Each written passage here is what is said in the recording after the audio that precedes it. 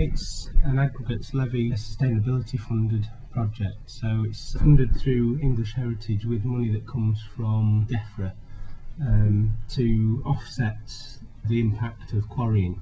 So the project centres around the Cadeby quarries in the Don Gorge, an area that's quite extensively quarried for limestone, and the idea is to promote the archaeology to the public, and specifically to people in the communities surrounding the quarry area, to give them an idea of how quarrying has a direct link with archaeological discovery, and also can aid in promoting archaeology of an area. What were the main elements really which were included in the exhibition that you did? The travelling exhibition is the end of a year-long project. The exhibition itself is a relatively small exhibition designed to go into small public libraries, community centres and schools. So it consists of a semicircular graphic display and one case with archaeological objects from the area, and it's designed to be able to go into relatively small spaces within libraries and community centres, and really tells people about the archaeology, but also about the project and the other outputs that the project has produced over the year. The exhibition began at Doncaster Museum. It was launched here on the 9th of February, and it's due to start travelling primarily to libraries and schools and community centres within the Don Gorge catchment area, which are Mexborough, Sprotborough, Conisborough, Warmsworth, Cadeby, Dennerby. After it's toured that area, it will go further afield, so we hope to put the exhibition up at our Social History Museum at Cusworth. It will go into Central Library, and from there anywhere that would like to host the display. We chose to display objects which didn't require specific environmental conditions, so we've gone for the early prehistoric material, mainly flint objects from the Paleolithic through to the Bronze Age.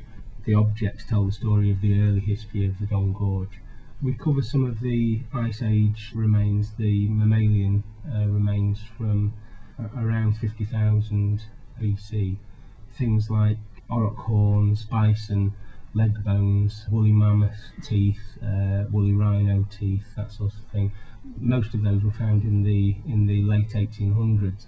Then we also have material from the Paleolithic, so from early human habitation in the Don Gorge, dating back to about 15,000 BC, all the way through to the Bronze Age around 2,500 BC, and those objects consist of flint tools such as knife blades, scrapers that are used for preparing animal skins, and also stone axes as well. What has been the main feedback from the children and teachers? The feedback in general has been very positive. We've held at the museum school sessions for school groups to come in and learn about the Don Gorge through hands-on activities. We've had public open days. We had one at the very start of the project on the 4th of August at Conisborough Castle, which was a day for people to come along and they could see things such as reenactments, they could see objects on show, and they could learn a bit about the Don Gorge. We've also had public talks and finds handling sessions for members of the public in general, and also for societies and special interest groups. We ran comic workshops for two age groups, 7 to 11 years old and 12 to 16 year old, off the back of which we produced the free children's comic and graphic novel, which through the stories tell something of the history of the Don Gorge. It helps them visualise what the Don Gorge might have looked like at certain periods in time. Just want to talk a little bit about the Arcus find. They believe it's between the 5th and the 9th century, right, and they found 36 bodies there. What was your first reaction when you heard about that? Very excited, I think was my first reaction to it. It's potentially one of the most important archaeological discoveries in recent years. The reason being because there's very little physical evidence of Anglo-Saxon culture or life in Doncaster.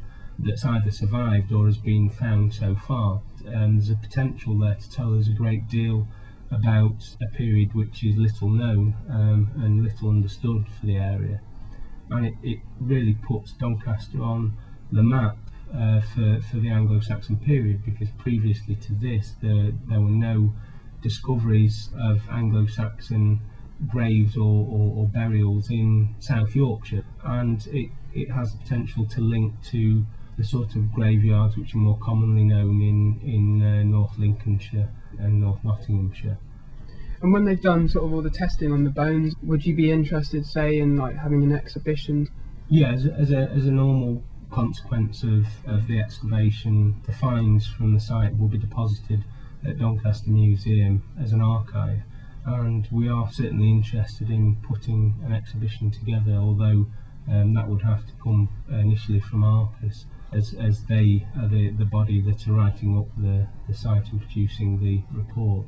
It's a period which people are very interested in, and human remains, even though there are complicated issues relating to displaying and exhibiting human remains, always are a fascinating subject, as human remains in general can tell you a lot about a culture and a period in time, and it will also be able to get information on their diet, how they lived, how they died. So you can construct something of a story of the past, albeit a relatively small one.